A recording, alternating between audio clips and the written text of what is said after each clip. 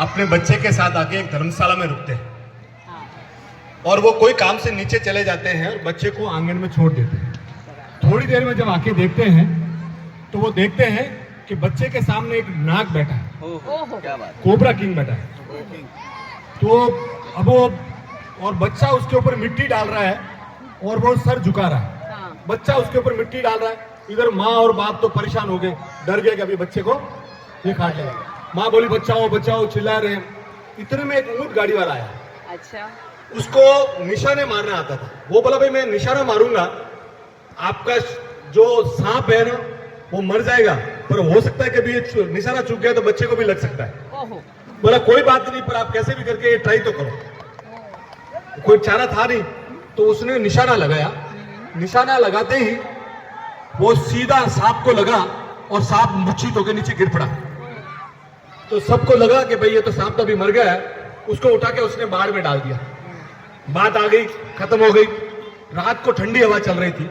वो ऊंट वाला अपने ऊंट गाड़ी में सो गया, ये लोग भी हस्बैंड एंड वाइफ रूम में जाके सो गए और रात को सांप वापिस ठीक हो गया और वो आके सीधा उस ऊंट वाले को डस गया।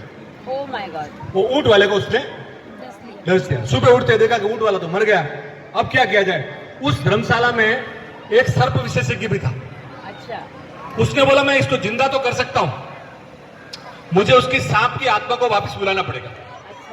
तो बोला कि इसके आसपास कोई एक अबोध बच्चा जो 8-10 साल का हो उसको बुलाया जाए। उसको बुलाया गया, उसके अंदर वो सांप की सूक्ष्म आत्मा को प्रवेश किया गया और फिर बोला कि भाई इसको तू बोले जाहिर इसका वापिस खींच। बोले इसने क्या गलती की है? बोले देखो ये मेरे और लड़के का मैटर था, इसको बीच में इंटरफेयर नहीं करना। तो मैं तो वैर योनि में पैदा हुआ हूं, हम तो वैर छोड़ते नहीं।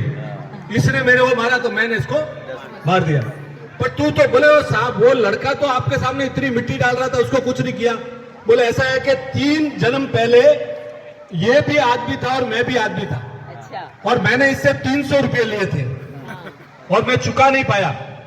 तो अभी ये मेरे को देख के इसको अपनी पुरानी बात याद आई। ये आत्मा झकझोर रहा है मेरे को बोल रहा है मेरा पैसा क्यों नहीं दिया, और मुझे भी शर्म आ रही है तो मैं सर झुका रहा हूं। ये मेरा उनका संवाद चल रहा था। मुझे लगता था कि इस योनि में मैं पैसा तो दे नहीं पाऊंगा, तो ये जितना भी सुनाता है सुन के मैं मेरा ऋण पूरा करूं। तो बोले तू अभी जो हो गया तू उसका सांप का उसका जहर निकाल। बोले एक काम करो, मुझको 500 रुपया आप दिलवा दो, मुझे 500 रुपया आप दिलवा दो, मैं इसका जहर निकाल दो। बोले 500 रुपया किस लिए? बोले 300 रुपया तो उस जन्म का और 2 जन्म इसने और निकाले तो 100 रुपया उसका इंटरेस्ट। 500 रुपया मैं इसको दे देता हूं तो मेरा भी ऋण बंद पूरा हो जाएगा। वो 500 रुपया किसी सज्जन ने दूसरे ने दिया और उस लड़के के माँ बाप को दिया गया और उसने वापस जहर खींच लिया वो। तो ये जो कर्म के जो बंधन है ना, लेने देनी है ना, वो कभी बंद नहीं होती है। तो ये आप कभी भी मत चुकाना कि भाई किसी का कुछ कर लिया, किसी का खा लिया तो अपने नहीं चुका, अपने को चुकाना तो पड़ेगा ही। चाहे इस जन्म में चुकाओ, अगले जन्म में चुकाओ, कि कोई भी जन्म में चुकाओ, आपको उस किया धरा आपको चुकाना ही पड़ेगा।